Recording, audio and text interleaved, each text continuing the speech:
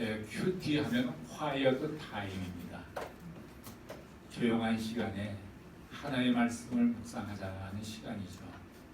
어떤 사람은 금방 해치우려고 큐티를 퀴크 타임으로 보시면 안 되고 화이어 타임입니다. 화이어 타임. 우리가 창세기를 보면 하나님께서 에덴 동산에 서늘할 때 아담에게 찾아와서 아담하고 교제를 나눴습니다.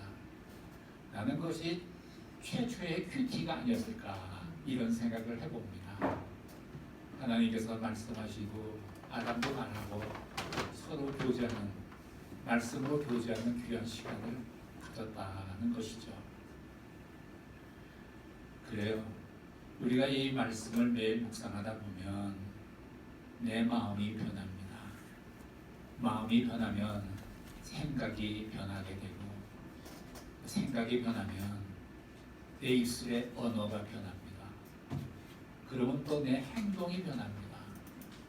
이 언어와 행동이 변한다는 것은 내 인격이 변했다는 것을 의미합니다. 내 인격이 변했다는 것은 내가 환경을 바라보는 눈이 달라지는 거예요. 따라서 환경이 변하게 된 거예요. 환경이 변하면 무엇을 하든지 형통하게 되는 것입니다.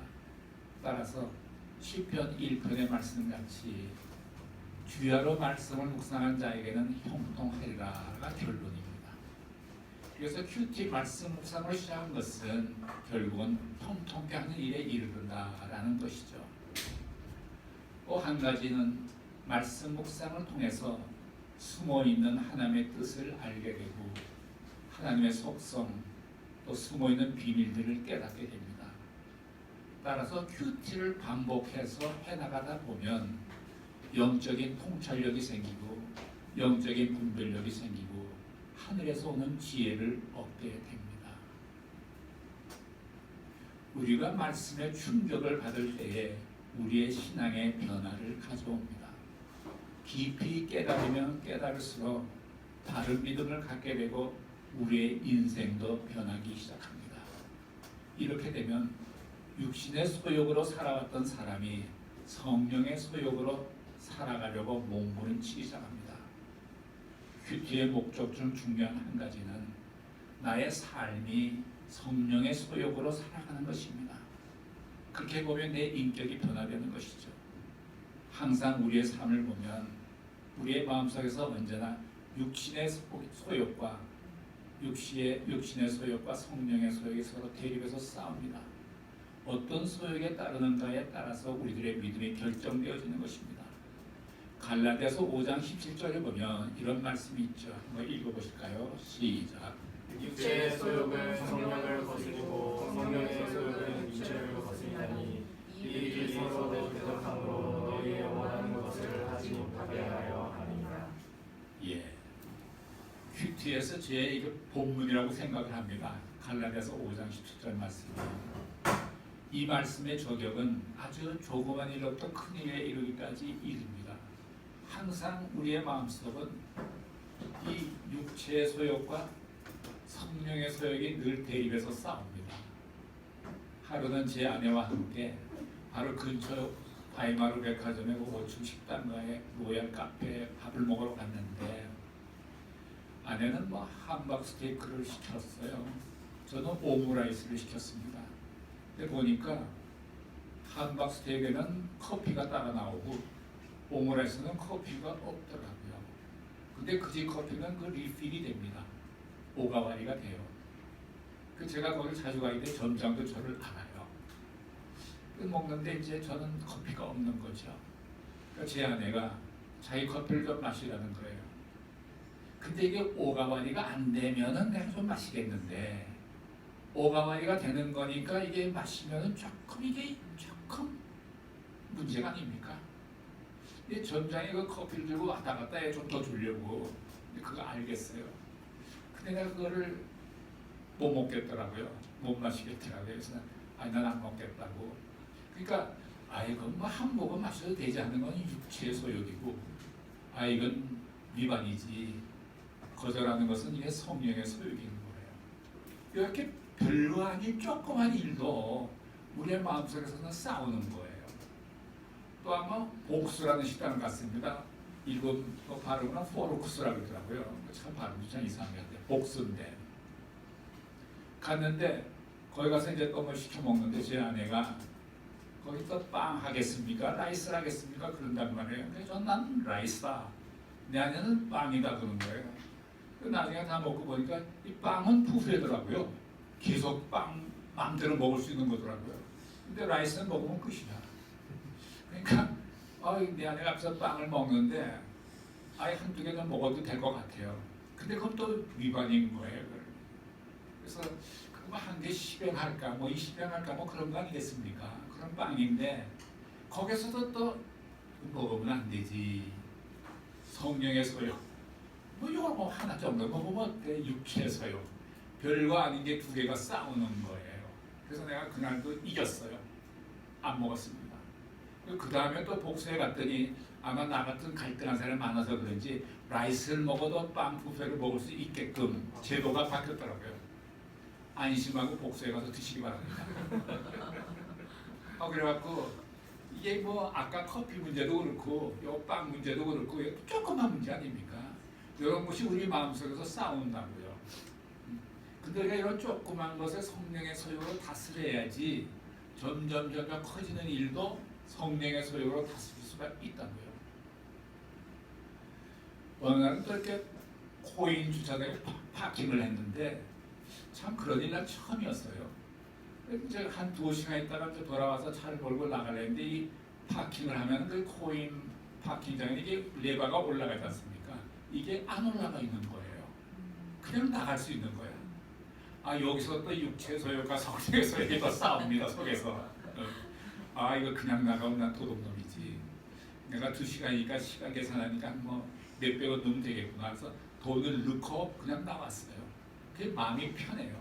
근데 항상 이렇게 육신의 소욕과 성령의 소욕이 별거 아닌 건데 싸운다고요. 어느 대기업에서 자꾸 연구개발하고 세계 상품을 내놓지 않습니까? 석권하기 위해서. 그래서 어떤 주제를 놓고 연구원들에게 5명에게 연구를 시켜서 결과를 앞으로 3개월 후에 프레젠테이션을 하라 이렇게 이제 명령이 떨어져서 다 뭐 석사 박사들이죠. 이제 열심히 연구를 합니다. 그래서 한 3개월 후에 이제 프레젠테이션 하는 날이 왔어요. 그 회사에서 아주 뭐 높은 중역들도 다 오고 이게 지금 회사의 사활을 거는 그런 연구관이기 때문에. 근데 사실 5명이 다 실패했어요. 근데 이 사람들이 실패한 사람들이 난 실패했습니다라고 말합니까? 거의 다 돼갑니다. 조금만 더 시간 주시면 결과가 좋게 나올 겁니다. 뭐 이렇게 아주 기술적으로 다들 그래 프레젠테이션을 한다고요. 그 중에 크리스찬 하나가 있는데 좀 고민을 하는 거예요. 그래도 될까? 실패했는데 자기가 제일 마지막으로 지금 프레젠테이션 하게 됐는데 나가서 이제 자기가 하는데 이렇게 말한 거예요. 저도 그동안 3개월간 밤낮 없이 열심히 제가 연구를 했는데 지금 말씀드리기에는 실패했습니다. 저는 현재로서는 완전 실패입니다. 이렇게 또 정직하게 말했단 말이에요. 그러니까 이 친구도 나도 이 사람들처럼 적당히 얘기할까? 이게 육신의 소욕이야. 근데 아니지 정직해야지. 이건 성령의 소욕이야. 이 두 개가 마음속에서 싸우다가 성령의 소욕을 택한 거예요. 그래갖고 이제 연말이 됐는데 적당히 불러치고 얘기한 4명은 다 연봉이 조금씩 올라갔는데 난 실패했습니다라고 고백한 이 친구는 연봉이 오르지 않고 그 자리인 거예요. 그러니까 정직해서 손해본 거죠.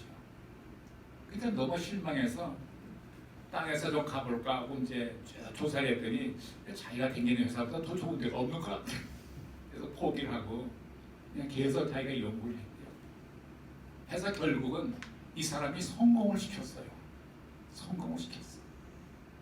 그래갖고 회사에서 상무가 찾아와서 네 정직이 이겼노라. 너의 정직한 것이 이겼노라. 그래서 그때는 자기가 연봉도 이렇게 올라가지 않고 해서 너무 실망을 했는데 이렇게 하나님께서 정직한 사람, 성령의 소욕으로 산 사람한테 이렇게 형통케 하는 축복을 주셨다는 거죠. 그래서 이것이 우리가 살아가면서 늘 성령의 소욕과 육체의 소욕이 싸웁니다. 아마 여러분도 이제부터 집에 가면 회사 가면 계속 이런 일들이 일어날 것입니다. 성령은 성령의 소욕으로 살기를 원하는 것이죠. 그래요. 우리가 신앙생활 하면서 성도들이 개인 예언해 주는 것을 꽤 좋아하는 분들이 계세요. 어느 권사님이 기도하면 그 권사님 참 용하시다고 응답받는다고 계속 그 권사님한테 찾아갑니다. 우리 아들 이번에 어느 대학을 가야 붙겠습니까? 기도해 달라는 거예요. 근데 이 권사님도 기도해 줍니다. 어느 대학 가야 되겠다고. 그럼 또 감사원금 드리고 오죠. 이제 이건 신비주의예요. 그리고 그 감사헌금은 그건 점쟁이한테 주는 복채돈이에요. 그건 헌금이 아니에요. 복채돈이지. 우리 사실 교회 안에 은밀하게 이런 일이 조금은 있다. 신비주의는 육체의 소욕이에요. 육체의 소욕이에요. 말씀 중심이 성령의 소욕입니다. 공부를 열심히 해놓고 자기 성적에 맞는 대학을 고르고 하나님께 기도해야지, 공부도 느슨하게 해놓고 합격시켜달라고 기도하면 그건 사기예요. 그건 사기예요. 이 세상은 성령의 소욕으로 살면 사람들은 바보 취급할지도 모르겠어요. 그러나 하나님은 그를 지혜로운 자라고 말씀을 하십니다. 우리의 모든 것이 육신의 욕망, 소망, 소욕, 성령의 소욕으로 싸움합니다. 항상 말씀을 묵상하시면서 내 마음이 어디로 기울어져 있는지를 잘 살펴보셔야 됩니다. 갈라디아서 5장 10절에 나오는 말씀을 하시면서 대립에서 싸우는 일은 항상 있어요. 저에게 이런 사건이 있었습니다. 큐티를 세미나 하게 되면 제 많은 것이 들켜지게 됩니다. 왜냐하면 강사가 이론만 얘기하는 것을 자기 실제를 얘기해야 여러분들이 이해가 되기 때문에 제가 2015년 2월 초에 제가 은퇴를 했어요. 원래는 2014년 말에 은퇴하게 돼 있는데 후임 목사 결정이 좀 늦어져서 제가 한두 달 더 했습니다. 근데 8월 달에 2014년 8월 달에 한국에 제가 이제 그 하용조 목사님 3주기 추도식이 있어서 갔었어요. 그런데 그때 그러더라고요. 거기 이제 수석되는 그 목사님께서 장 목사님 이제 이번 8월 달에 그 확대 당회가 열린다는 거예요. 확대 당회를 하면은 시무장로, 안식장로, 사역장로, 은퇴장로, 원로장로 다 모여서 모이는 그런 확대 당회이기 때문에 1년에 한 두어 차례 있을까? 한 200명이 모이는데 요번 8월 말에 그 모임이 있으니까 그 확대 당회 때 와서 저보가 은퇴 인사를 하라는 거예요. 거기서 알겠다고. 그래서 제가 일본에 왔다가 다시 갔어요. 가서 늘 토요일 날 6시 합니다. 아침에 밥 먹으면서. 제가 이제 그 확대 당회 때에 제가 은퇴 인사를 했습니다. 그 다음 일은 주일날인데 주일날에 또 예배 때 또 계속 은퇴 인사를 해야 된다는 거예요. 또 주일에 또 모든 성도들 앞에서 예배 드리면 제가 은퇴 인사를 했어요. 그리고 일본으로 돌아왔는데 아직까지 계속 제가 이제 동경원내교를 사역이 남아있기 때문에 마치 부목사가 또 그만둔다 그래서 사표를 내서 제가 더 바빠졌어요. 그래갖고 이제 그때 제가 이제 사례를 받기를 한국에서 절반 받고 일본에서 절반 받고 이렇게 해서 제가 생활을 했어요. 동경원들께서 절반 받고 본부에서 한 절반 받고 그렇게 생활을 했는데 이상하게 9월 달부터는 본부에서 나오는 것이 끊어졌더라고요. 통장에 입금이 안 돼 있더라고요. 아하, 그렇지. 내가 8월 말에 은퇴 인사를 했으니까 9월부터는 사례가 안 나오나 보다. 실제는 내가 사역하고 있는데도 이렇게 된 거예요. 그러니까 좀 마음이 좀 힘들지 않겠습니까? 그래서 마음에 갈등이 있는 거예요. 이게 역시 이제 육신의 소욕과 성령의 소욕의 마음속에서 싸우는데 그냥 모른 척하고 침묵하는 것이 좋겠다 하는 것은 성령의 소욕 같았어요. 아니 어찌 이럴 수가 있어, 이건 따져야 돼, 이런 것은 또 육신의 소욕 같아요. 그래서 제가 하루는 따져야 돼, 또 하루는 에이 침묵하지, 이게 뭐 두고두고냐, 두고두고 싸우는 게 마음속에서. 그래서 결국 제가 침묵하기로 결정을 했어요. 근데 말입니다, 참 이게 하나님의 뜻인지 모르겠는데 이상하게 그거를 내가 포기하니까 저에게 물욕이 없어지다. 물욕이 없어지는 축복을 하나님이 저에게 주셨어요. 그뿐만이 아니라 남에게 나누고 베풀며 나누는 그런 은사를 저에게 또 주셨어요. 그래서 제가 조금씩 누구에게 나눴습니다. 길 떠난 사람의 노자돈도 좀 주기도 하고 이렇게 말입니다. 그래서 제가 현역에 있을 동안에 전혀 몰랐어요. 은퇴하고 나서 그런 갈등을 겪으면서 물욕이 사라진 거예요. 그게 놀라운 축복 아닙니까? 물욕이 없는 거예요. 그래서 누가 뭐 해서 돈 버는데 참 불쌍해. 오히려 사람 살려 그러는 것 같아. 그게 물욕이 없어진 거예요. 얼마나 감사한지 몰라. 제가 이제 이거를 지난번 동경원님께서 큐티 세미나 때 이 얘기를 제가 했다고요. 그랬더니 동경원님께 나중에 한 몇 달 후에 소식이 왔어요. 목사님이 그때 이제 그런 말씀을 하셔서 오늘께 본부에다가 목사님이 그 한 세미나 영상을 보내서 이게 사실이냐 물었다는 거예요. 사실이죠 이제. 그랬더니 교회에서는 그 뭡니까 회계감가요. 거기에다 말했더니 장 목사의 생일이 8월이었기 때문에 그때가 이제 70세가 되는 거기 때문에 자동으로 끊었다 이거예요. 말을 안 하고 이렇게 해명이 왔어요. 이제 나한테는 그거 다 끝난 얘기야. 이제 끝난 얘기인데 우리 동경원님께 사람들이 자기네가 섬기던 목사가 조금 억울하고 당했다는데 오히려 그들이 분노했어. 그러니까 이제 본부에서는 이게 7년 전의 일이니까 이게 우리가 어떻게 할 수 없나. 그 동경원내리교회가 형평이 되면 좀 어떻게 해보지. 그래서 동경원내리교회에서 저한테 그걸 다 지불해줬어요. 보상은 아니고 지불해줬는데 그때 한 10,000불 정도 돼요. 그게 달러로. 외국에 나간 사람 달러 베이스로 줬거든요. 한 10,000불 정도 됐는데 또 그때 보니까 엔화가 엄청 가치가 떨어져 있는 거예요. 달러당 144엔. 그래서 제가 그전 같으면 한 100만 엔 받았을까? 144만 엔을 수령하게 됐다고요. 그래서 야 이게 또 성령의 소욕으로 살아가니까 하나님이 또 이렇게 또 주시는구나. 또 경험했어요.